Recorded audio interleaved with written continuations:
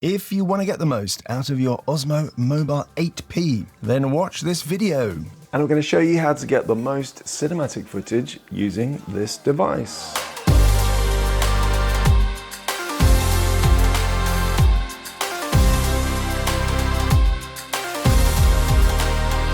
You know, I always tell my students on Patreon that smartphone gimbals come in different categories. The OM8P is lightweight and it folds up nice and small. For that reason, it's a great choice for video creators on the move who don't want to get weighed down with bulky gear.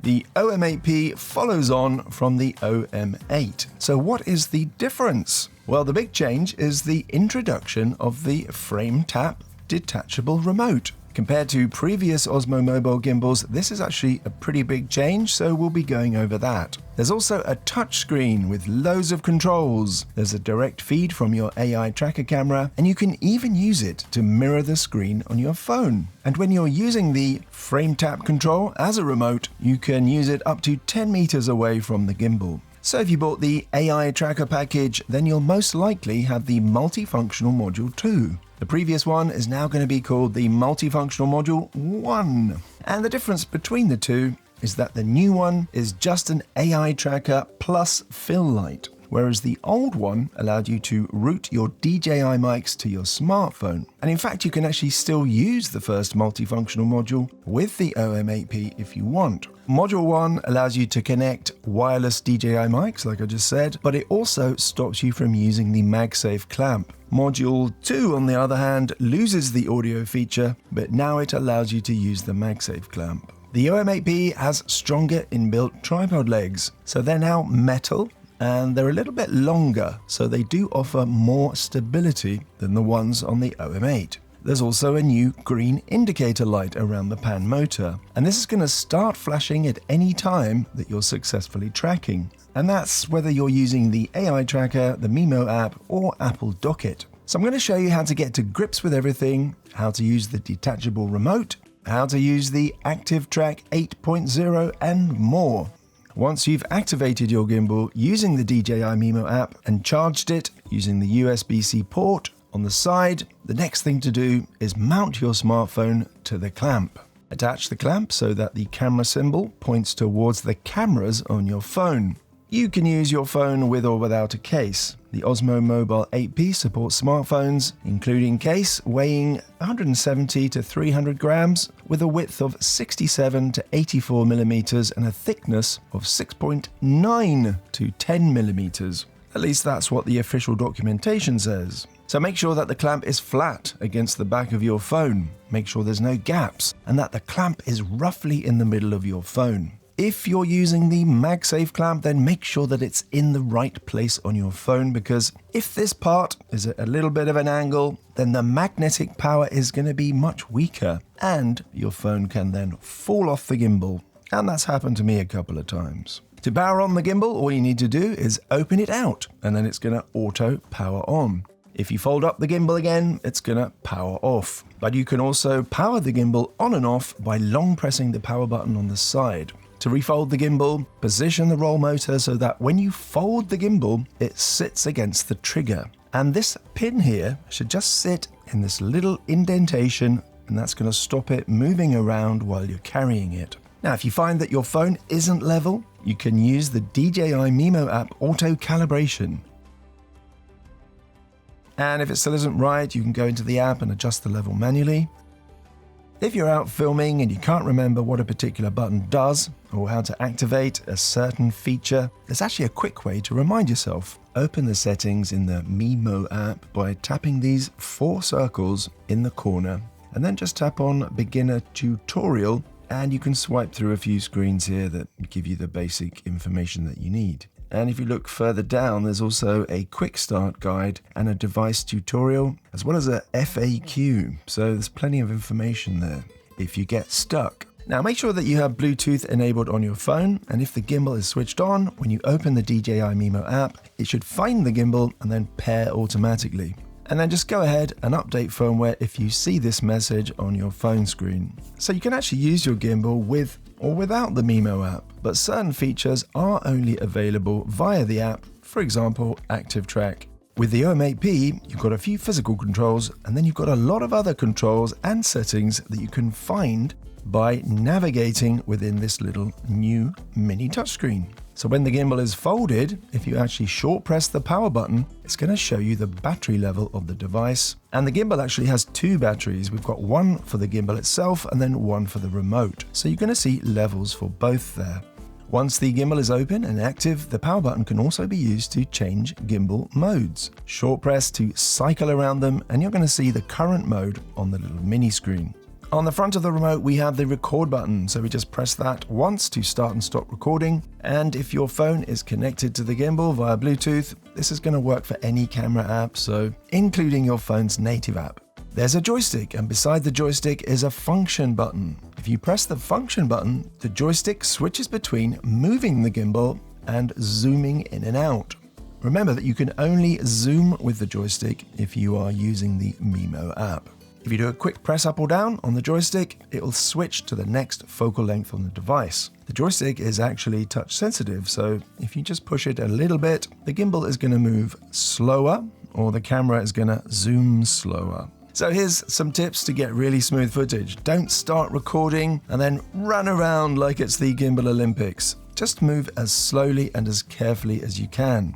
And here's another trick. Swipe up from the bottom of the mini screen and then tap the icon of the figure running. And here you can now set how fast the gimbal follows your movements. So we've got slow, medium, fast, or you can even set your own custom setting to get it really precise.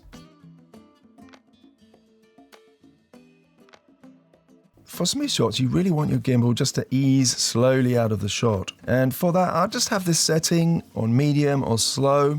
And you can see that when I start moving, it actually slowly eases into the shot. And when I stop moving the gimbal, it doesn't just suddenly immediately stop, which would look a bit ugly. It slows to a stop gradually. And this is what your gimbal can do that's much harder to do than just holding your phone in your hands. And I do think that this is quite often what a lot of people don't understand about using a gimbal, and for that reason, they're not getting the most out of it. Just let the gimbal do the work for you because, that's why you bought it. Now, if the action that you're filming is faster, like live sports, and you're trying to follow the action, and now switch it to fast, and you can see it's not going to ease in and out of the movements, it's just going to move as soon as you move. And you can actually also switch to fast without using the screen. Just double tap and then hold the trigger. And while you hold down the trigger, it's going to stay in fast. And when you release it, then it's going to go back to medium. To get an even smoother shot, I recommend that you use the native app and then switch it to 60 frames per second or 120 frames per second if you have it. And then when you edit the video, slow this down to 30 frames per second or 24 frames per second if that's what you're doing on your timeline. And then on top of that, add extra stabilization and you're going to get beautiful, buttery smooth cinematic video.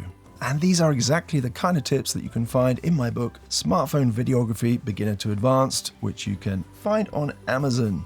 Let's look at the main controls within the touchscreen. So you're going to quickly notice that if you don't touch the screen for a few seconds, it's going to lock, and then that stops you from accidentally tapping a button. To unlock, you just swipe up from the bottom. You can also set how long it takes for the screen to lock, or you can even stop it from locking. What you do is swipe down from the top, tap the cog button, and then tap where it says display, and here you can set the auto lock time up to 5 minutes or even never if you just want it to stay unlocked the whole time. And you can also actually adjust the brightness of the screen here, so if it's a bright day you might want to make it brighter.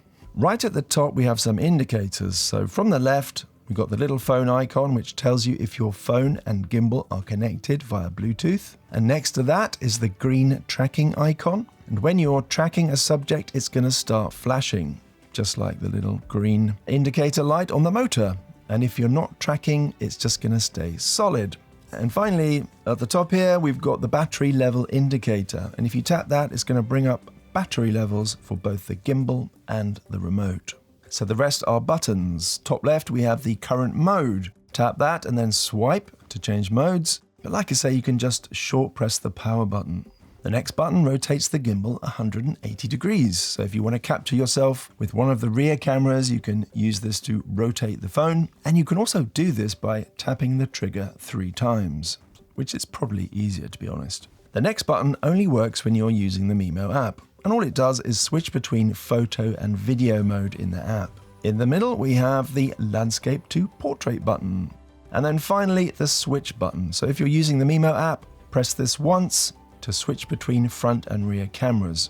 If you swipe right on the mini screen, you can open up the live feed from the AI tracker. Obviously, only if you have it attached. Now, you can't actually use the AI tracker to track you while you have the DJI Mimo app open. If you try, you'll just get a little message saying to use Active Track in the Mimo app, and there's not going to be any grey box around any faces. Now, if you have the Mimo app closed, if it sees one or more faces, it's going to place grey squares around them.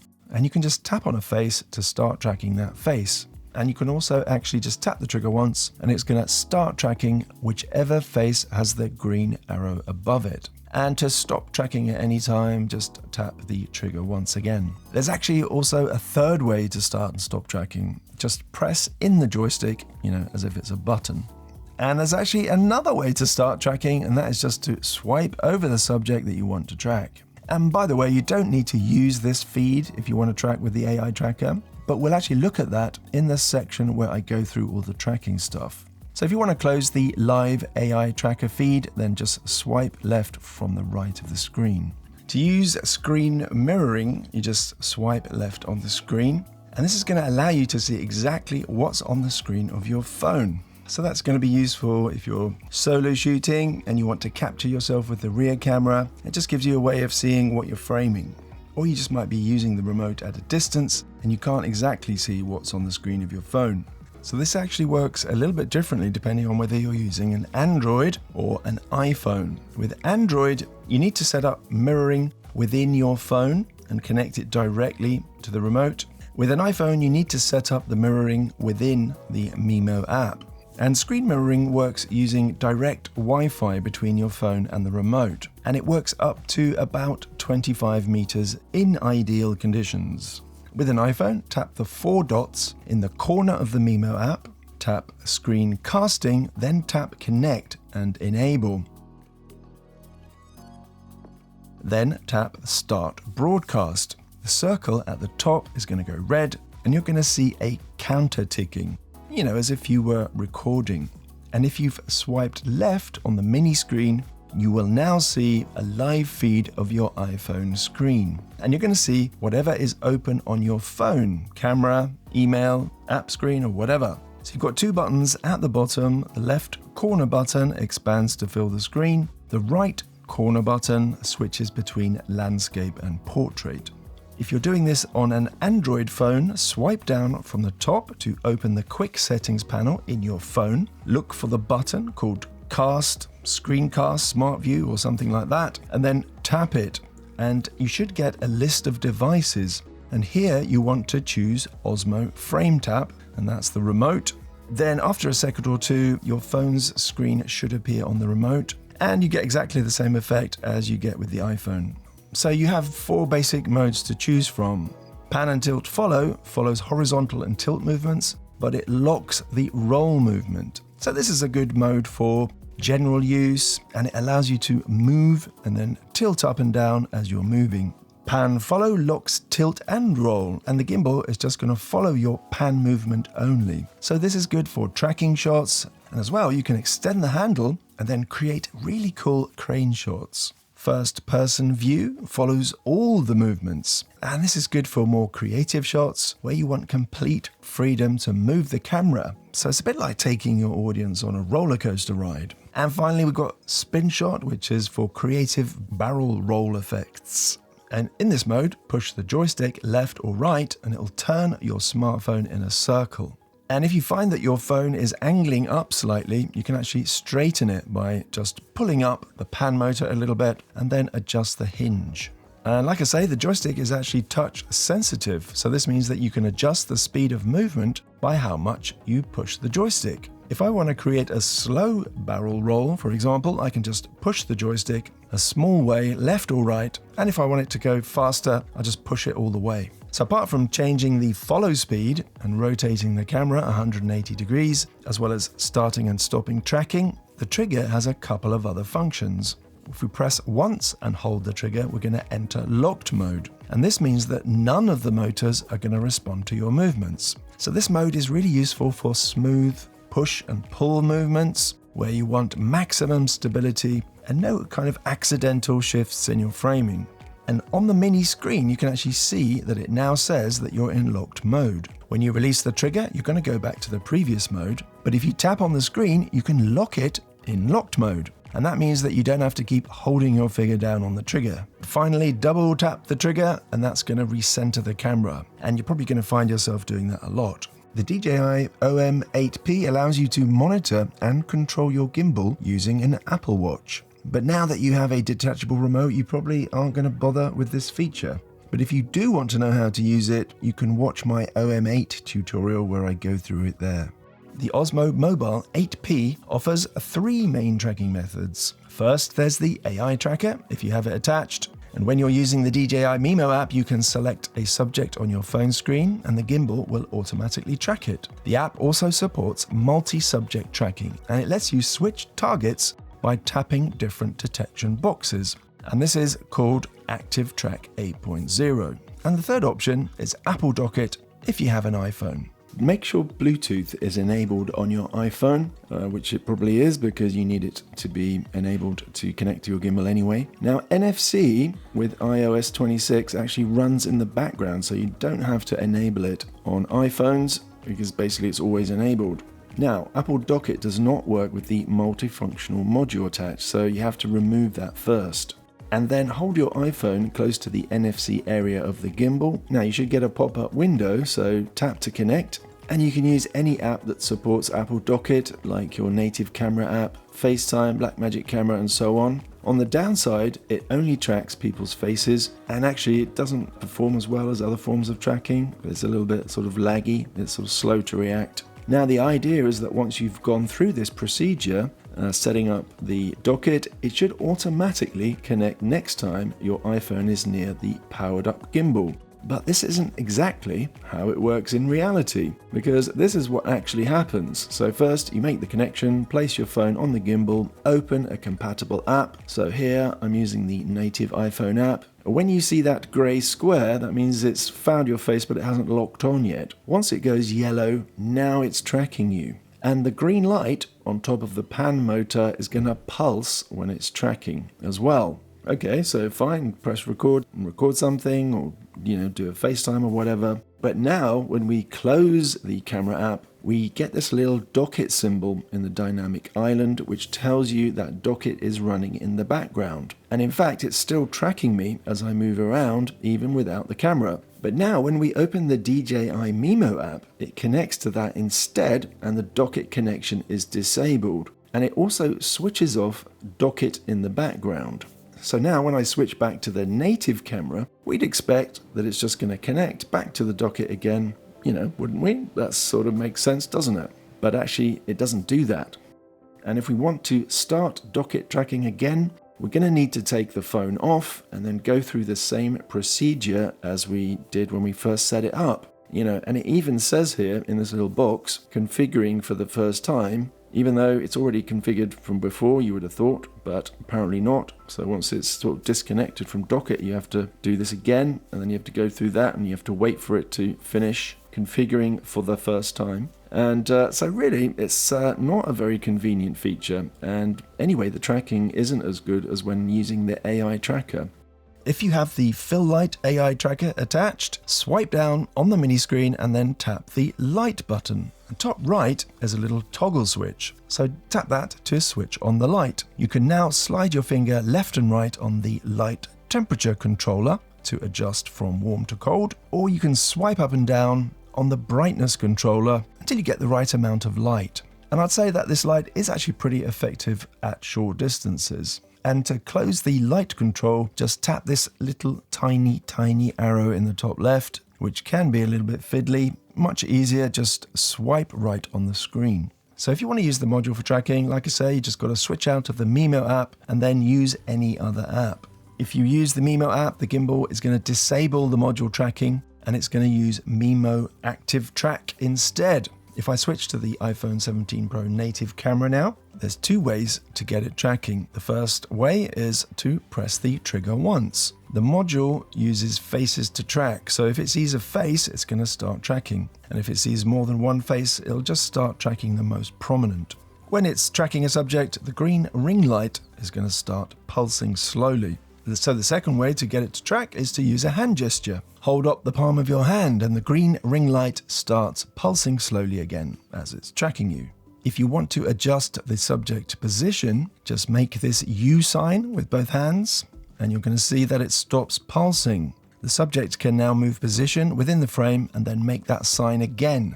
The green ring light now starts pulsing again and the gimbal is going to try to keep the subject in this new position. And the gimbal will actually remember this position. So if I take up a new position and then use the stop sign to stop tracking, then move, then start tracking again, the gimbal is actually going to adjust to place me in that position that I just set with the U sign. To get it to start recording or to take a photo, make the V gesture with your hand. Now the green light is going to start flashing very quickly a few times, and then it's going to start recording or it's going to snap a photo depending on which mode you're in. To stop recording, just make the V sign again. Again, you're going to get these rapid green light flashes and then it's going to stop. Now, if you did decide that you want to use the old Module 1 so that you can connect your DJI mics, I've actually already covered this in a previous video about the OM8, so I would go and check that out if you need to know how to use the Multifunctional Module 1 to connect mics and other stuff. To start or stop tracking at any time, just tap the trigger once, and you're going to see the green square appear around whatever the app is tracking. Alternatively, you can swipe across a subject to draw a box around it. In the corner of the screen is a button for extra tracking features. So tap that to open them. The first button enables gesture control, and you can choose between follow and shoot or shoot only. With follow and shoot, show the palm of your hand and Mimo will start tracking and give you a countdown, and then it's going to either take a photo or start recording. If you have shoot only selected, it does exactly the same except it's not going to start tracking you. So the next button is for Smart Capture. With this enabled, the app looks for human faces within the frame. If it finds any, it's going to place a box around the face with a green arrow. Tap on the box to choose which face to track and it's going to start tracking. Alternatively, you can just tap the trigger once and the app will start tracking whichever face has the green arrow. If you want to switch to a different face, you can just tap on the box around their face, and you can do that before recording or even during recording. An active track is now going to stick to whoever you tell it to track, and it won't switch between different faces. So the last button is Dual Lens Boost, and this shows up only when you're using the rear cameras of your phone. Enable this, and then Active Track is going to use both the main camera and the ultra-wide camera to more accurately track at long distances. To stop tracking, either tap the X in the corner of the tracking box or tap the trigger once again. With Active Track 8.0, you can keep tracking the selected subject as you zoom in and out, so you can even switch between different cameras on your phone and it's going to keep tracking. And you can keep tracking all the way up to the maximum zoom, but I did find that the more you zoom, the less effective the tracking becomes. So if you're new to these gimbals, I recommend that you also check out the Osmo Mobile 8 video that I've made, because it covers things that are the same in the Osmo Mobile 8P, but I haven't bothered to repeat it in this video. Things like the Apple Watch, the Multifunctional Module 1, using the extendable handle, using the tripod, and a bunch of other stuff as well. So I do recommend that you watch that video along with this one. And if you do want to learn more about shooting professional level video with your smartphone, I've got tons of lessons and courses over on Patreon. They're structured step by step, unlike what you get on YouTube. There's also a 7-day free trial, so you don't have to spend any money. You can just sign up today, get working through the courses and the lessons, and you can chat to me there. So if you want to talk about a specific problem, the best place to do it is over on Patreon. We've also got a Discord server where we can chat backwards and forwards about any issues that people have or any ideas they have, bits of kit that they're using, like lenses and cages and filters and all the rest of it, microphones, you know. But that's it for this video, so I'll see you in the next one.